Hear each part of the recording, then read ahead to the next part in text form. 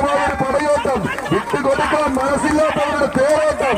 കളിക്കളങ്ങൾ ഒരുപാട് കണ്ട കളിക്കൂട്ടുകാർ എതിരാളികൾക്ക് മുന്നിൽ നെഞ്ചുറപ്പോടെ ചങ്കം പിടിച്ച് നിന്നവരുടെ പോരാട്ടം, കൈയടിച്ചവരെ സ്വീകരിക്കേണ്ടുന്ന പടയോട്ടം.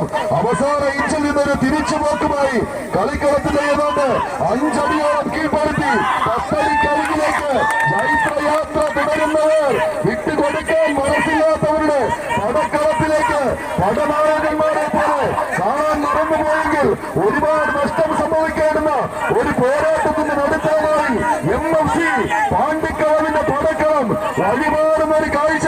കൈയടിച്ച് മാത്രം സ്വീകരിക്കാവുന്ന പോരാട്ടങ്ങളുടെ നടുത്തത്തിലൂടെ നടന്നകന്ന് കടന്നു പോകാൻ വീണ്ടും അനശ്വര ബച്ചാണ് കൈയടിച്ചത് സ്വീകരിച്ചു.